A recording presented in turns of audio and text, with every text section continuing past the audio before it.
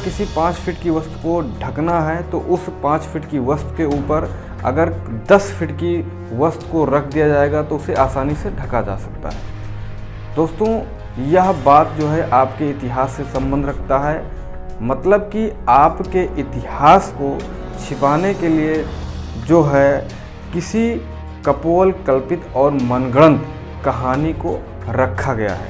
कहने का मतलब आपके इतिहास को तोड़ा गया है, मोड़ा गया है और छिपाया गया है। कहने का मतलब कि अगर हम किसी कपोल कल्पित की खुदाई करें तो इतिहास कुछ और कहता है। तो साथियों, मैं आज बात करूंगा दीपावली के बारे में, दीपदान उत्सव के बारे में।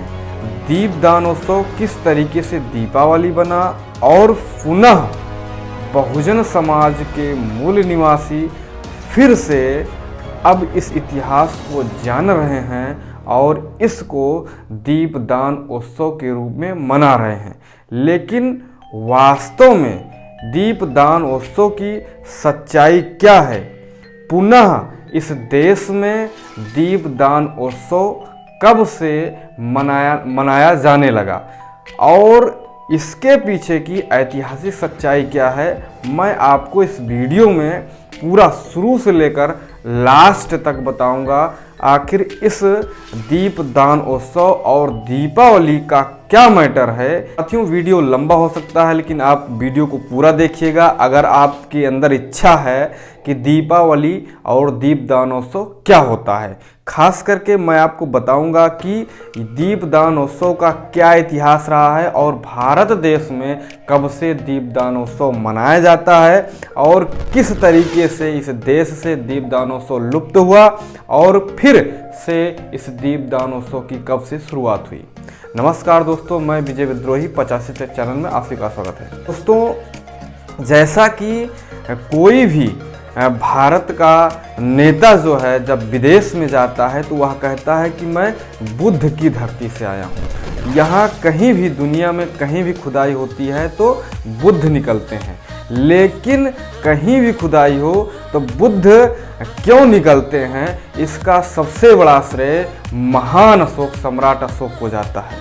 साथियों, वही महान सम्राट अशोक जो दुनिया विश्व विजेता थे, जिन्होंने जो है पूरे विश्व में राज किया, पूरे विश्व में जिसका डंका बजा और बाद में कलिंग युद्ध के बाद में जिन्होंने बौद्ध धर्म की शरण में आए और बुद्ध के धम्म को जो है पूरी दुनिया में फैलाया और उन्होंने 84,000 बौद्ध स्तूपों का निर्माण किया।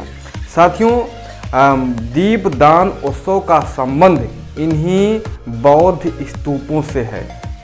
श्रीलंकाई मूल के ऐतिहासिक ग्रंथ महावंश में सम्राट अशोक के 84,000 धम्म स्कंधों का उद्घाटन उल्लेख मिला और इसी आधार पर इसकी खोजबीन की गई और सबसे पहले भारत देश में 5 अक्टूबर को समता बुद्ध विहार में वामसेफ के कार्यकर्ता श्रवण कुमार के नेतृत्व में दीपदान उत्सव मनाया गया। 2010 से जो है दीपदान उत्सव की पुनरावृत्ति हुई और यह पूरे भारत देश में अब मनाया जाने लगा है। साथियों, दीपावली और दीपदान उत्सव की खींचातानी चलती रहती है, लेकिन दीपदान उत्सव बौद्धों का है कि नहीं, इस पर हम विस्तृत चर्चा करेंगे। साथियों, अगर हमको समझना है कि दीपदान उत्सव का इतिहास कहाँ से जुड़ा है तो यह इतिहास जो है जब भगवान बुद्ध का महापरिनिर्वाण हुआ था तो उस समय जो है भगवान बुद्ध के कई अनुयायी थे और जब भगवान बुद्ध के अस्थि अवशेषों की बात हुई तो उन अस्थि अवशेषों को लेकर के विवाद होता है, इसलिए जो है उन अस्थि अवशेषों का जो है बंटवारा होता है।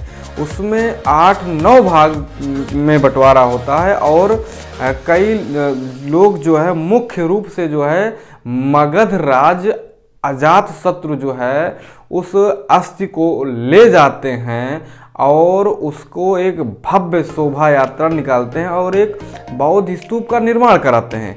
इसी तरीके से जो है वैशाली के लिच्छवियों ने भी भगवान बुद्ध की जो है स्तूपों का जो है भगवान बुद्ध के अस्थियों का भी स्तूप बनवाया। इसी तरीके से कपिलवस्तु के लोगों ने भी जो है भगवान बुद्ध के अस्थियों का स्तूप बनवाया। यहाँ तक कि जो है ब्राह्मणों ने भी जो है द्रोण ब्राह्मणों ने भी भगवान बुद्ध के अस्थि अवशेषों को ले जा कर के बौद्ध स्तूप का निर्माण कराया और लोगों ने जो है एक भव्य तरीके से जो है बौद्ध स्तूप का निर्माण कराया और उसको सजाया। तो साथियों, जब ये घटनाक्रम चलता है तो इसके बाद जब चंद्रगुप्त मौर्य, जब मौर्य वंश का शासन आता है तो सबसे पहले चंद्रगुप्त मौर्य का शासन होता है, उसके बाद बिंदुसार का होता है, उसके बाद जो है सम्राट अशोक का जब शासन आता है तो सम्राट अशोक एक ऐसे राजा थे कि वो कभी किसी भी युद्ध में पराजित नहीं होते थे। उनका साम्राज्य जो है पूरी दुनिया में जो है विश्व में जो है फैला था। उन सम्राट अशोक के ज़माने में ही भारत अखंड भारत कहलाया। वो सम्राट अशोक जो अपने जीवन काल में कभी भी कोई युद्ध नहीं हारे थे, वहीं आखिरी उनके जीवन का आखिरी युद्ध कलिंग युद्ध था। उन्होंने कलिंग पर विजय भी पाई लेकिन युद्ध को त्याग भी दिया।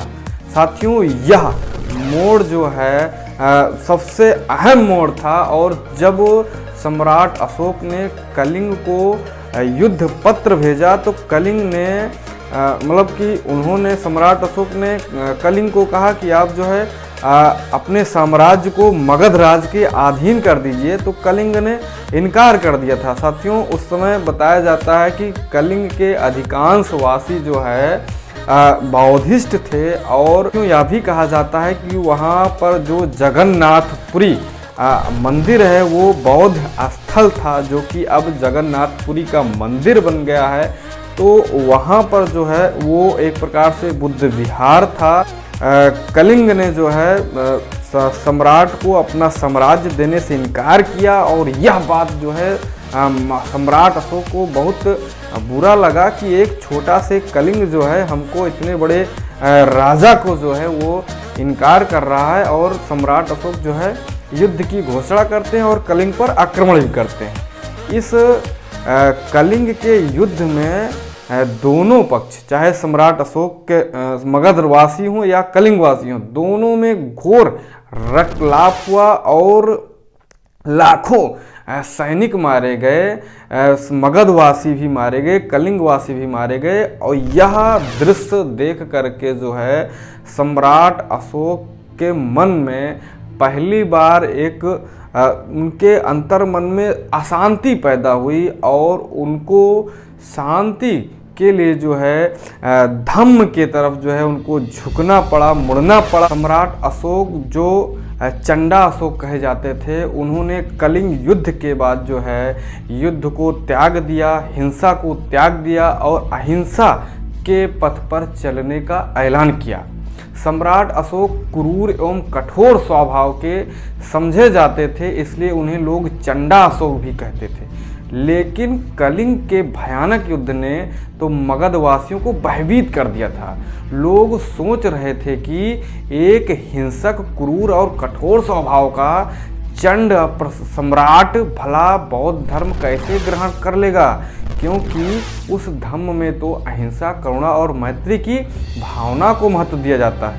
पाटलिपुत्र के नगर व नागरिक महाराज की भावी विधिवत धम्म दीक्षा से हर्षित और उत्साहित थे। उन्होंने हिंसा पर अहिंसा की विजय और युद्ध पर शांति की विजय को भव्य पर्व के रूप में आयोजित करने का निर्णय लिया। वह अश्विनी शुक्ल दशमी का पावन दिन था, जिसे आज लोग जो है अशोक विजयदशमी के रूप में मनाते हैं, दशहरा के रूप में मनाते हैं। वह जो है आश्विन शुक्ल दशमी, अशोक दशमी के रूप में उस समय मनाया गया था। भंते मोगलीपुत्र तिस्थेर ने महाराज अशोक को विधिवत बुद्ध धम्म दीक्षा देकर उन्हें बौद्ध उपासक घोषित किया। नगरवासियों ने यह दिन अशोक विजय दशमी के रूप में मनाने का निर्णय लिया। जब सम्राट अशोक ने कलिंग युद्ध के बाद बुद्ध के धम्म को ग्रहण किया तो सम्राट अशोक ने बुद्ध के धम्म की यात्राएं भी की। बुद्ध ने जन्म से लेकर महापरिनिर्वाण तक के जितने भी स्थल थे, सम्राट अशोक ने उन सभी स्थलों की यात्राएं भी की। अशोक के हृदय में भगवान बुद्ध के जीवन से संबंधित धर्मस्थलों का दर्शन करने की अभिलाषा उत्पन्न हुई। सबसे पहले सम्राट अशोक राजसी दल के साथ लुम्बिनी पहुँचे। अपनी यात्रा की स्मृति में सम्राट अशोक ने लुम्बिनी में एक विशाल स्तंभ स्थापित किया जो आज भी वहां देखा जा सकता है। बोध गया से चलकर सम्राट अशोक का धम्म यात्रा दल वाराणसी पहुंचा, जहां भगवान बुद्ध ने अपने 5 अनुयायियों को सबसे पहले बौद्ध धम्म का ज्ञान दिया था। सम्राट अशोक ने उस स्थल पर भव्य पूजा की। वहां बाद में अशोक द्वारा एक विशाल धम्मराजिका स्तूप तथा धम्ममेघ स्तूप बनवाया गया। वहां उन्होंने 50 फीट ऊंचे अशोक स्तंभ का निर्माण भी करवाया था, जिसके शीर्ष पर 4 सिंह तथा उनके ऊपर अशोक धम्म चक्र स्थापित किया था।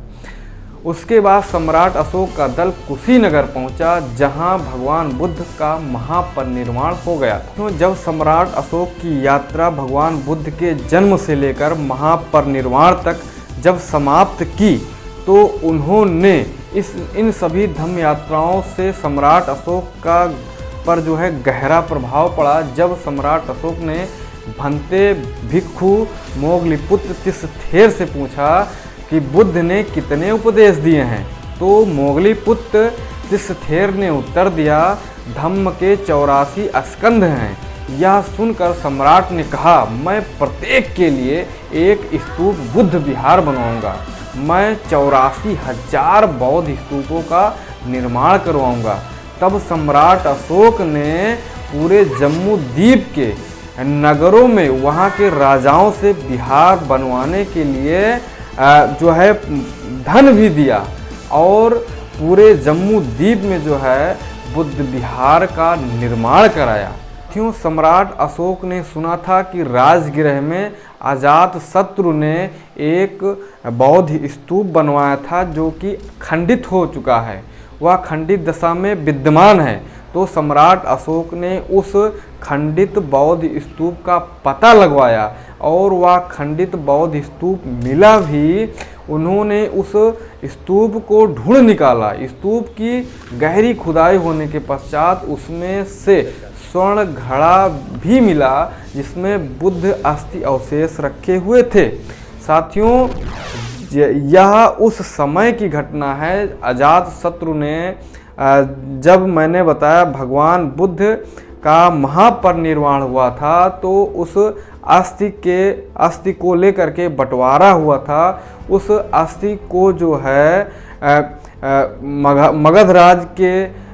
मगध राज अजातशत्रु ने जो है बौद्ध स्तूप बनवाया था अस्थि ले जा करके, और वैशाली के लिच्छवियों ने जो अभी जो है भगवान बुद्ध के अस्थि अवशेष को ले जा करके जो है बौद्ध स्तूप बनवाया था, और कपिलवस्तु के लोगों ने भी जो है बौद्ध स्तूप बनवाया था। इसी तरीके से जो है सभी लोगों ने जो लोग भगवान बुद्ध की अस्थि अवशेष ले गए थे उन्होंने बौद्ध स्तूप का निर्माण कराया था।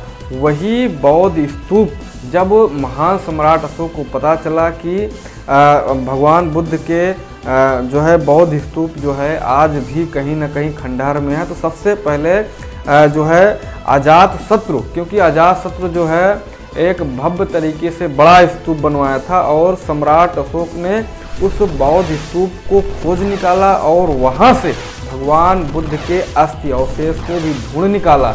इसी तरीके से भगवान बुद्ध के जितने भी अस्थि अवशेष थे, जितने लोगों ने बांट कर ले गए थे और बौद्ध स्तूप का निर्माण कराया था, सम्राट अशोक ने सभी बौद्ध स्तूपों की खोज की और अस्थि अवशेषों को निकलवाया और सम्राट अशोक ने 84,000 बौद्ध स्तूपों का निर्माण कराया और उन सभी 84,000 जो बौद्ध अस्थियां थी, अस्थि अवशेष निकले थे, उन सभी अस्थि अवशेषों को 84,000 जगह जो है वहाँ पर बौद्ध स्तूपों में बनाकर अंदर में रखा।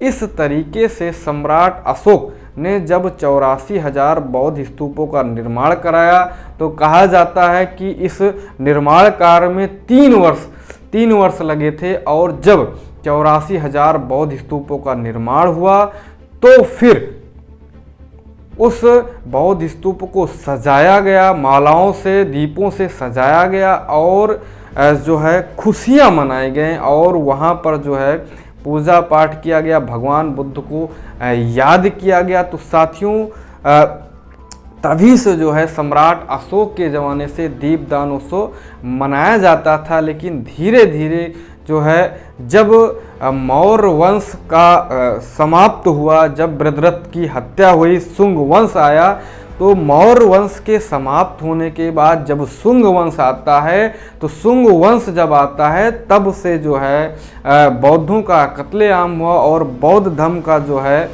विनाश होना शुरू हुआ और धीरे धीरे बौद्ध परंपरा को जो है नष्ट किया गया और तब से जो है यह दीपदान उत्सव दीपावली में बदल गया।